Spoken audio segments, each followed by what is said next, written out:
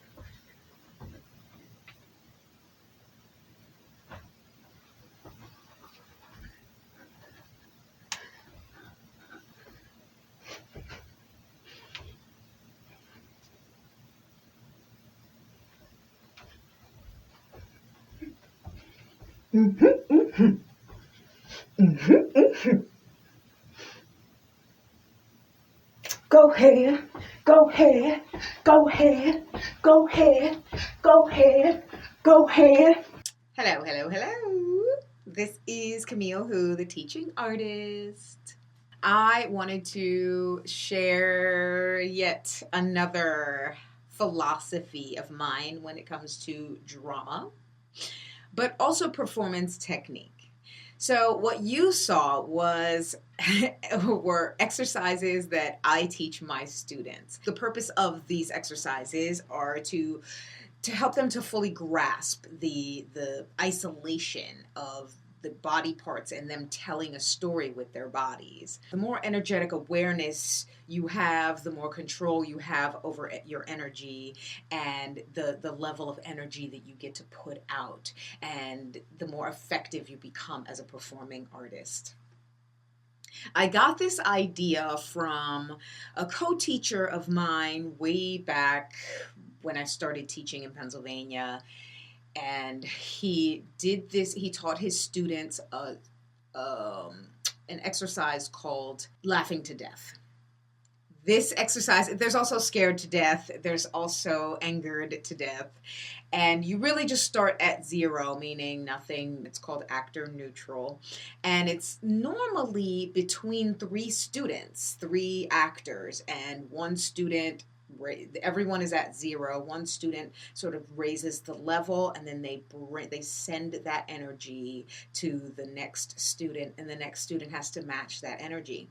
Then they have to raise it, then they have to send it to the other student, then they raise it, then they send it back, and it goes back and forth, and the energy just continues to get raised and raised, but through relationship and being able to send it and receive it as an actor, and be able to match it and to be able to keep. It's an exhausting activity, and it's difficult, but when you grasp it, you're just that much more in control of your energy, of your body awareness, of your body control. Because I teach drama and I also teach dance, but I took it and ran with it, and I had the idea of saying, okay, let's not, I would teach my students the laughing to death and scared to death and anger to death with 3 students.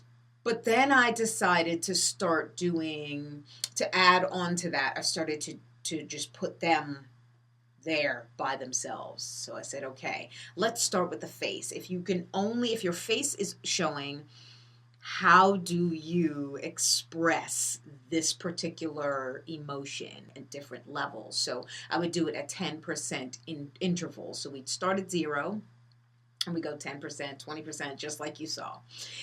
And we would have to feed off of ourselves. Now, no one's sending it to us and helping us to. We don't match that other person. We just slowly just grow in that emotion.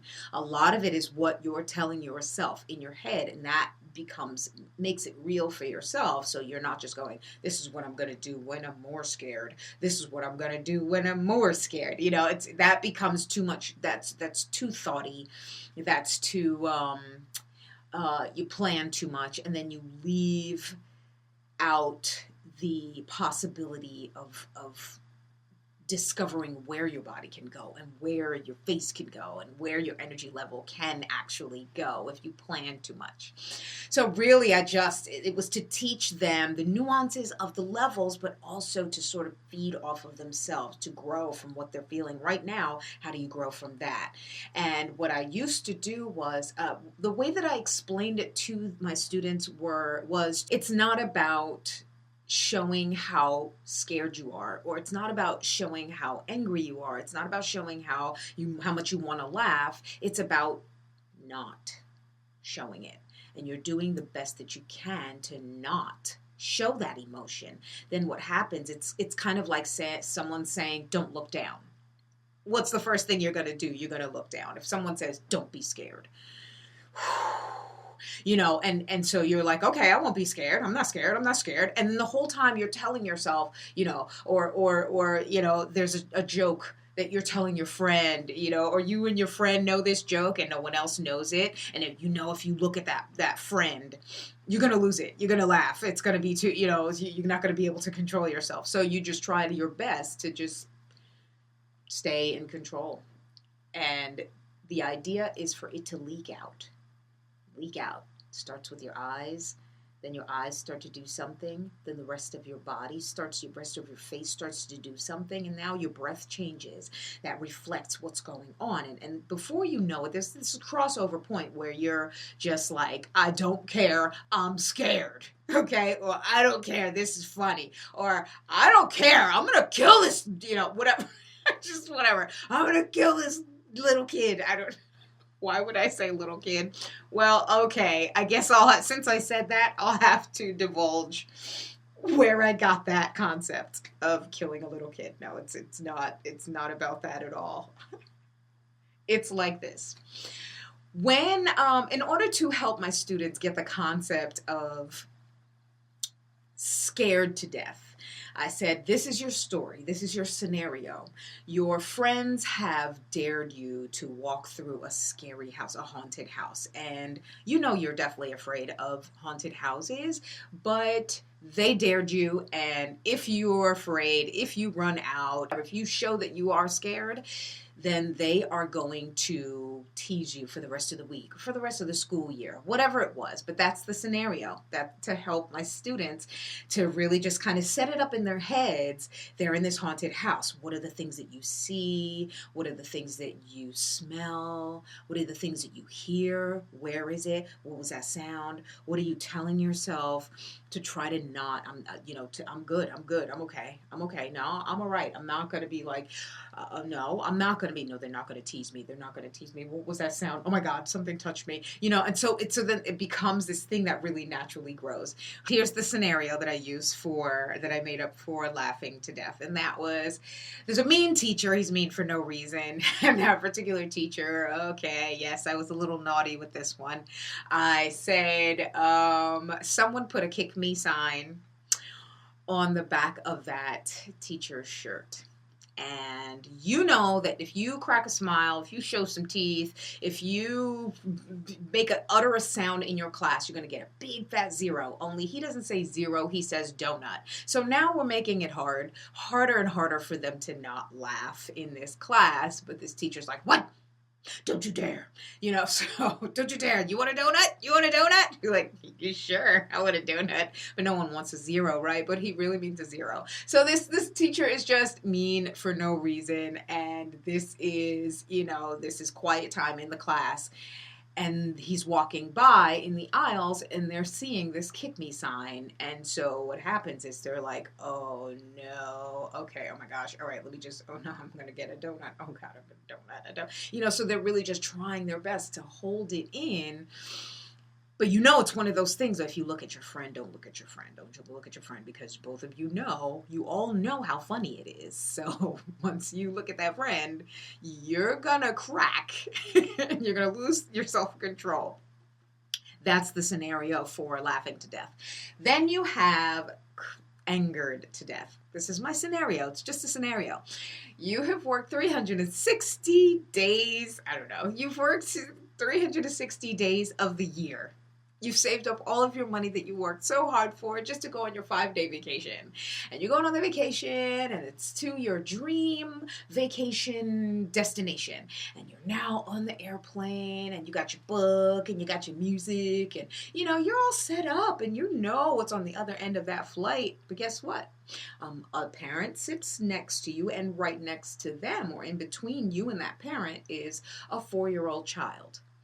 Not the best behaving 4-year-old child. So this 4-year-old child starts talking. They start talking. They start asking a bunch of questions. Are we there yet? Are we there yet? Are we there yet? They start kicking the seat. They get up. They sit down. They get up. They sit down. They bump against you all the time. Hi, what's your name? What's your name? You know what? My sister told me. My brother told me. My teacher told me. And it carries on and it carries on. And you have a 6-hour flight.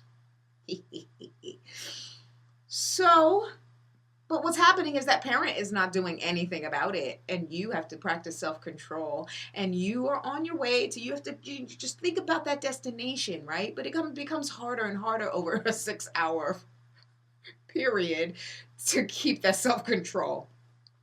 One of my students, I've never seen this with any of my students, but one of my students got to 100 and actually got to the point of strangling the little kid. So that's where the concept of killing this kid comes from, okay? And trust me, if you're a real parent, don't lie. You know you've gotten to that place of imagining yourself. Okay, imagining. Not that you're going to do it. It's just, they get to you sometimes. Okay, as much as you love them, as much as you just, it's rewarding being a parent. It's not always easy. Sometimes you just want to, okay, cool. Anyway, I digress. Taught this kind of exercise with the face, right? So how do we isolate this energetic control? How do we show it only on our face? How do we show it with the top parts of our body? Or like if you just have this amount of space to really exhibit that level of those levels of energy with your body, right? So that's why you see me sitting on a seat. What I call that seat is, I got that from when I in my stomp days. We called it the hot seat. And that was the person that really just had all the heat on them because the funny was on them. They had the pressure of making the audience laugh, of creating havoc in this one particular number. My meanings for it is the hot seat being the one and only, you're the one and only person on this stage. So all the pressure is on you to entertain the audience. The second reason is that if you're the only one on stage, the lights are on you, so it's pretty hot. So it's a hot seat. So once I pull out my box, you can hear my students going, uh-oh, the hot seat. It's kind of cool to see that stuff come back. What's really cool about teaching students this in an environment that is creative is that it teaches self-awareness, it teaches energetic awareness, it teaches how to control your energy and how to express it in a way that's appropriate, in a way that's not appropriate. And my students take it out of the classroom and they take it into real life. So they understand that they are the ones that are in control of how they are expressing themselves. Isn't that cool? That's why I love theater. That's one of the main reasons why I really just have a deep love and appreciation for theater, because it really teaches you not just body awareness, but emotional awareness, but physical, energetic awareness. It really just makes one aware of who they are and what they're doing, and just makes them more mindful, makes you more mindful of what you're doing, why you're doing it, how it affects everyone else, how it affects the room. It teaches you how to read a room, and it teaches you social emotional awareness. It's something that I think we all need, whether we're going to be actors or not. It's effective for them as performers, but it's also effective for the audience, because the audience is now really connecting to it, because audience members want to connect to what's real, what seems real, and it helps them with the suspension of disbelief. It helps them with that. It becomes just more real than them trying to, let's throw disbelief out the window and know that I'm seeing a show, right? You get drawn in somehow, and it becomes real to the audience member. I teach this to actors. I teach this to dancers. I teach this to vocal musicians, vocal performers, because them being able to tell a story with their body creates self-awareness, and it creates self-control, and it creates effectiveness. It helps them to be able to tell the story and have all of your body parts work together in complementary. It helps all your body parts work complementary to each other. I think that's how I want to say it.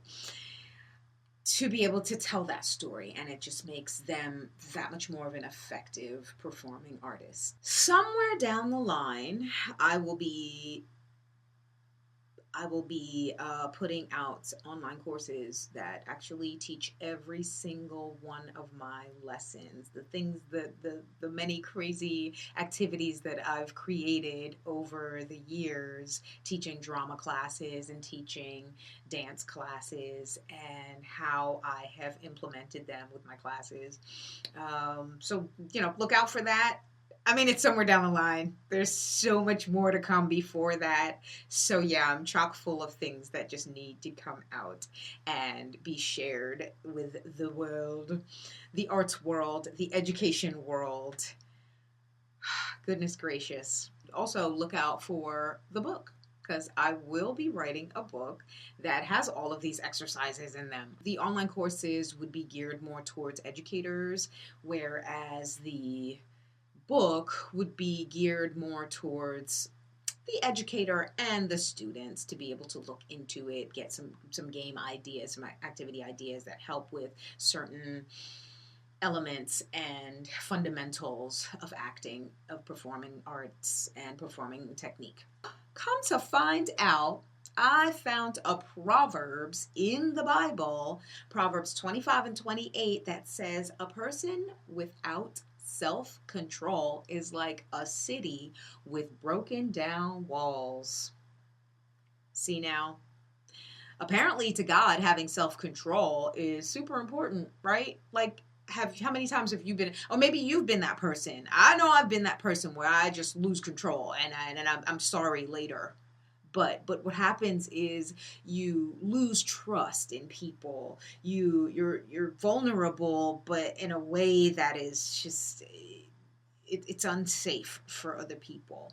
How many people have been around other people who have lost self-control, and it just affects the environment. It affects the mood.